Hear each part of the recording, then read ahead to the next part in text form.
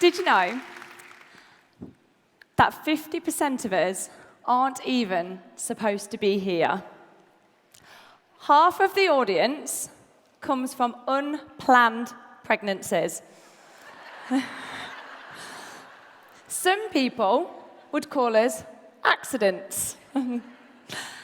I want to show you why that couldn't be further from the truth, and that you were meant to be here today, sat in your exact seat, listening to everything that is being shared this weekend.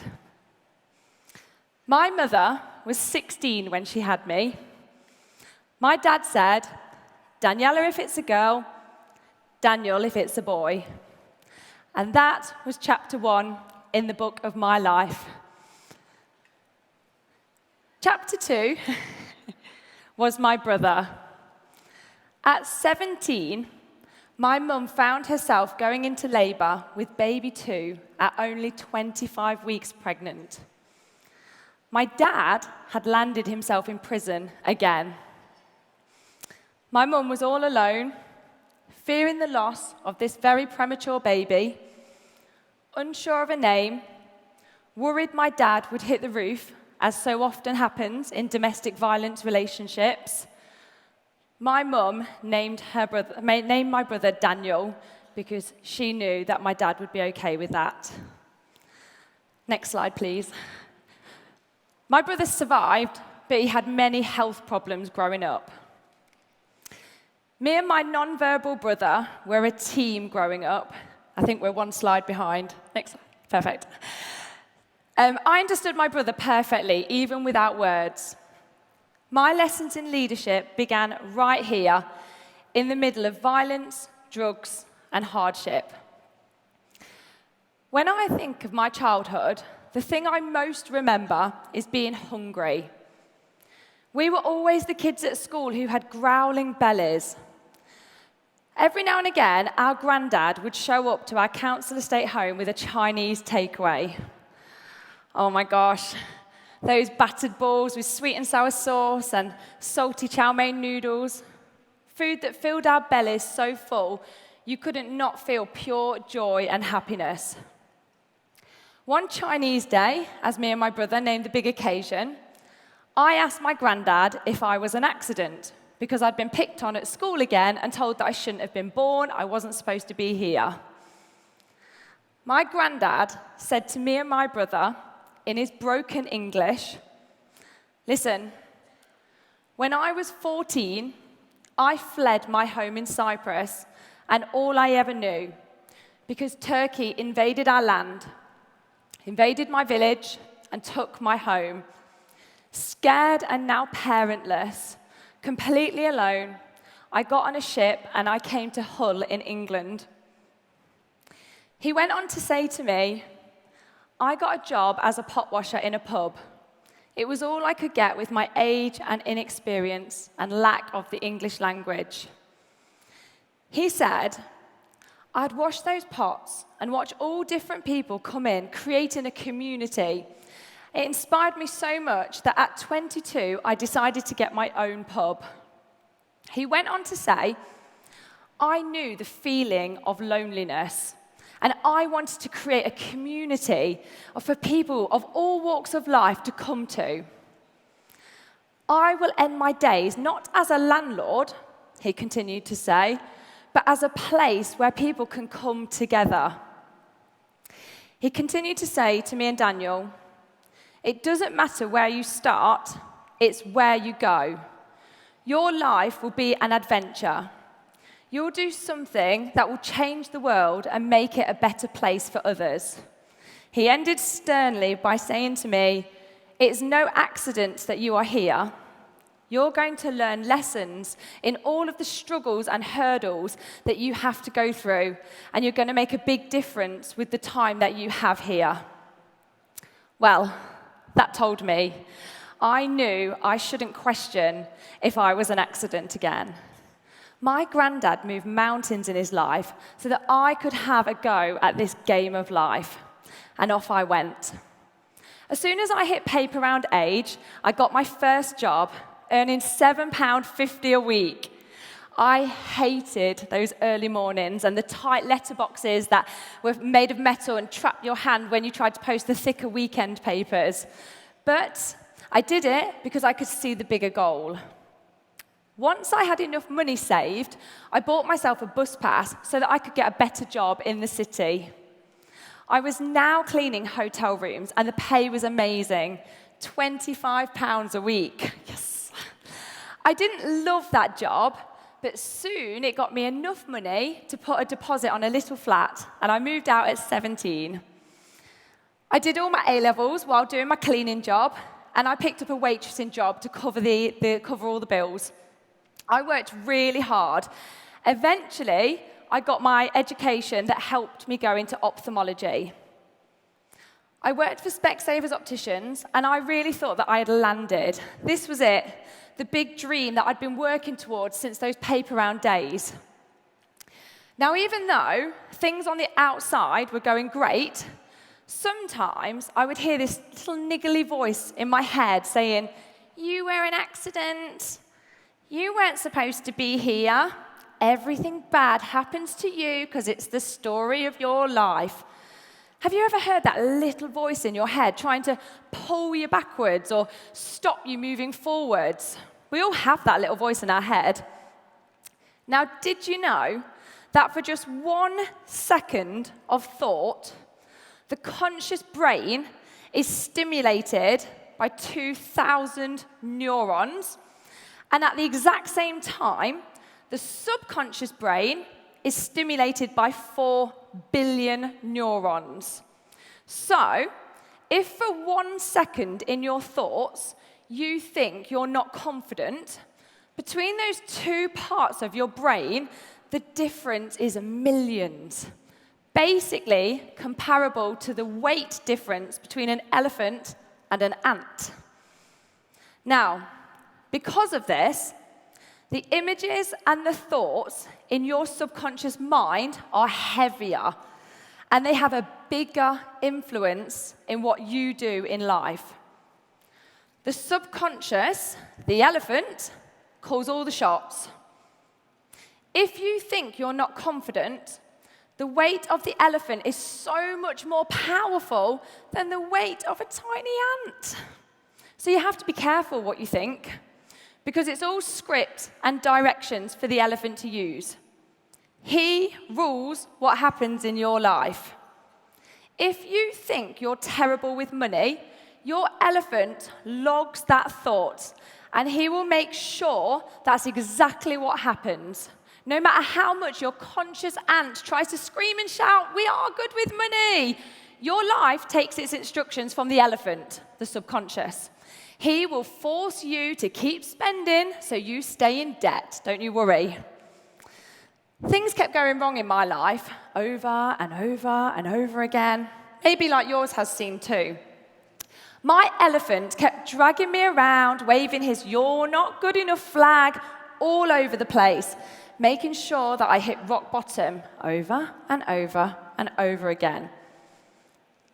The pivotal point was when our youngest daughter, Ivana, had a stroke and a brain hemorrhage.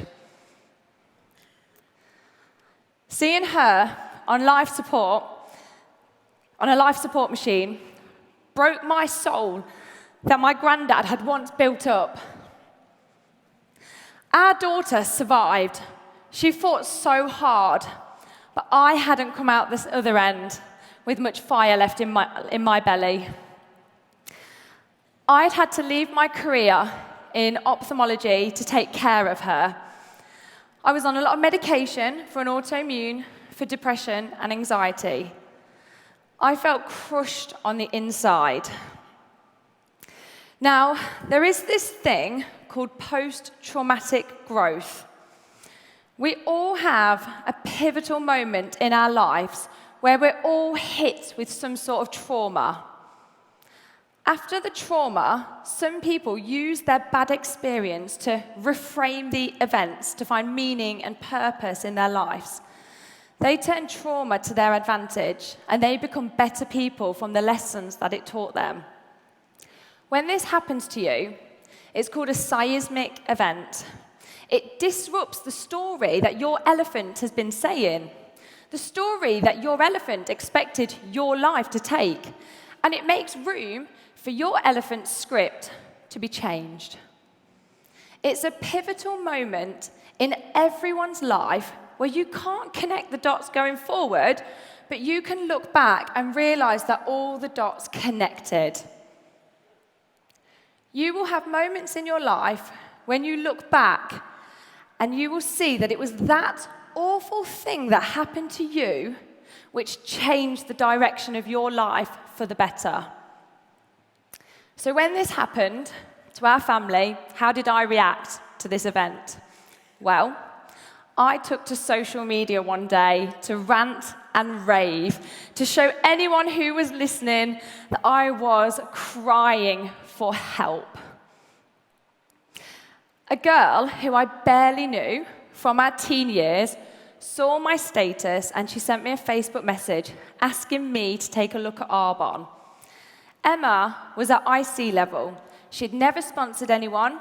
I barely knew her, but I trusted that her message came from a place of love and caring for me, regardless of any self-gain. When Emma told me Petta's story, all I could think about was my granddad. A little spark came back in me.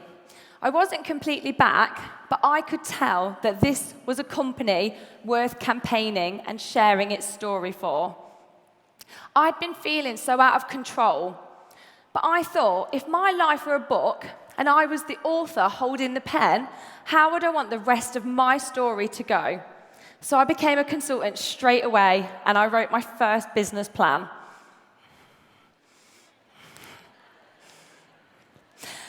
I told everyone I knew the Arbonne story, and they all said no. They said, "Success isn't in your DNA, Danni." No one from our walk of life does something like this. People like you don't make this sort of thing work. You don't have the people skills to run a word-of-mouth business. You don't have even nearly enough time to put into giving this or any business lift-off. Just stick with living off the government. It's going to be much easier for you than to try something that you're going to fail at or find it too hard to make it work. I felt like all of their words were everything that elephant had been saying to me all my life. But do you know, obstacles that are in front of us can only do two things. One, they can force us to get creative, or two, stop us in our tracks. Every person has a revolution beating within his or her chest. The negativity that I received about doing Arbonne made mine come out and explode. So me and my tiny ant made a new plan that would change that elephant's tune. We were going to find out what successful people in business do. So I checked Google, and it said two things.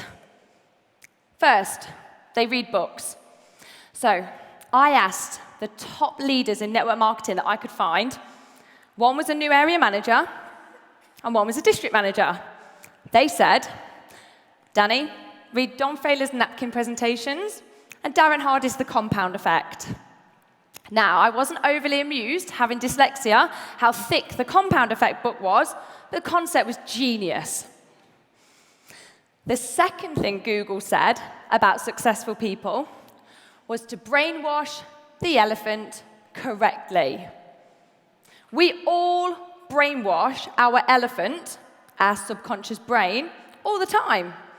With the news we hear, the people we're around, the words we say to ourselves. If you tell yourselves you're shy, or you have no confidence, or you can't ever make your business a success, you are feeding your elephant. And the weight of that bad boy is strong when your teeny ant tries to say, "We can do this." It's like when I tried to lose my baby weight. My ant and I knew I wanted to be a size 10. But my elephant was hell set on the fact that we were a 16, and I was going to want as much food as we needed to be a 16. The elephant calls all the shots. So, I put vision boards all over my home, photos of my business having growth, photos of having 100 personal clients who place regular orders, photos of our team of 32 of us achieving district manager bonus every month, photos of AIT and of retiring my husband, just of me being triumphant despite all the odds. I watched one TED Talk a day and I wrote my goals down, as well as telling people what I was going to achieve. That elephant's negative tune didn't stand a chance. I was changing the script that he had for my life. I also really understood Eric Worre's concept from GoPro. There are only 7 skills to master to become a network marketing professional. The problem was, I didn't have enough time to master all 7. We were weeks away from losing everything that we owned. I couldn't hide behind the grey sofa in my front room from the debt collectors for too much longer. So I worked out, with the little time that I had, that I needed to master 2 skills to give me some sort of lift off. Meeting new people and booking appointments with people to tell them the story. Plan B was born. Meet more people, book appointments with them to tell them the story. So I want to tell you exactly what I've done over the last few years that have helped me to grow a business to nation level. I put in the hours doing the following.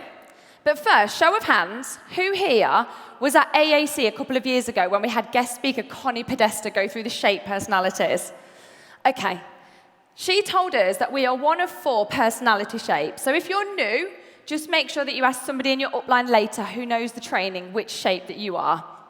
So for those of you who know your personality shape, can all of the squiggles please stand? Okay, these are probably the people that came in late. I love a squiggle, always living on the edge. Okay, so this one's for the squiggles who've probably already lost concentration. I learned, you can stay standing, squiggle, stay standing, stay standing. So, I learned how to achieve my DM bonus myself with new and new volume each month, and I taught 31 other people who have a dream how to achieve their DM bonus each month. So for you guys, 32 of you in your team doing their DM bonus makes you a national vice president. Okay, you can sit down. Right, could I please have the circles to please stand?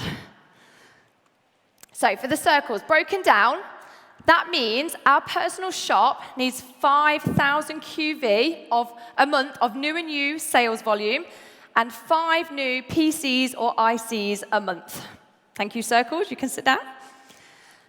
Okay, could all the triangles please stand?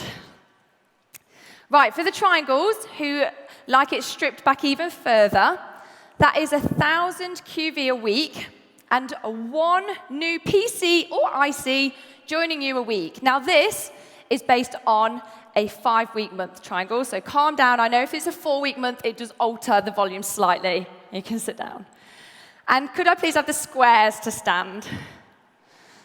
So for all the squares who need to know it broken down again, need to know every last detail, that is 1 hour a day of me doing my daily method of operation. Now in our team, we have a system, a tracker. You guys might have something very similar. So we spend an hour a day, either as an hour or 2 half-an hours or 4 15 minutes, where we literally go through the tick boxes of what we need to do. So whatever your system is, it's sitting down and ticking through what you need to do. You can sit down. Now, it takes roughly 7 exposures before someone steps towards taking action in anything. Think of the last time that you bought something that you'd never bought before, how many exposures that you needed. I was on holiday abroad last week, enjoying the sun, and a guy comes up to me in broken English and asked me about spending 1,000 lira on a spa treatment, and I get this for free and that for free, and I'm completely bamboozled. I don't really know what's going on. So I just say, oh, no, thank you. The next day, he comes up to me again with the same spiel. No, thank you, I say. This happens every day for a few days, and I just keep saying, no, thank you. A few days later, he sees me and my family by the pool with my phone on timer trying to take a family photo of us all. He grabs my phone and he starts taking loads of really awesome pictures. He does a great job. And then off he goes. The next day, he walks by me and I call him and say, come on, let's chat about these spa options. I was always interested in the information, but I just needed a few exposures to digest, to get ready to have the information conversation with him. So in Arbonne, I got good at giving people a good show on social media. I found that when people had 7 different exposures to Arbonne, they tended to join as a PC or an IC. Okay, so some numbers for the squares, no, for everybody. When we went nation, we had 3,000 registered consultants in our success line. Over the 2 months when we went nation, we had 32 people each month achieve their DM bonus. We had 100 people working the business, and we had over 4,000 client orders in the 2 months of us achieving nation. You will always have more people that won't be doing it than you ever will that will. I would never have had the 100 active consultants if I hadn't have had the 3,000. If you don't have the 3,000 people in your success line, you really need to stop being frustrated and go and sponsor more people. This business is a numbers game. Now, there was probably someone in your family history, maybe an ancestor, maybe somebody that you've already met, who also had to find inner strength and courage in spite of being scared and alone. They had to keep growing to pave the way in the future for your life to be better. Peter Mork did unthinkable things, tough, hard, challenging things, so that he could create a brand that the world desperately needed. He wrapped it up in a word-of-mouth business model so that people could have the opportunity to thrive and flourish and live their best life. It's no accident that you are here, and it's no accident that you're an Arbonne consultant. Peter's DNA runs through the words when you share his story, and so does the DNA of your ancestors.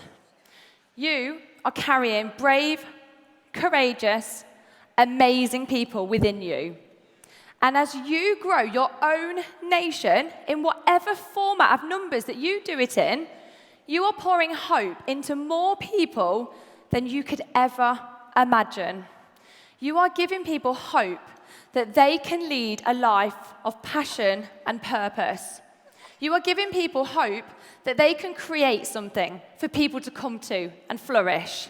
You are giving people hope that they wake up every day for the rest of their life feeling pure joy and total fulfillment. In doing this, the legacy that you leave will run through the DNA of the stories that people tell in many years to come of the great things that you did with your bravery and courage. It is no accident that you are here.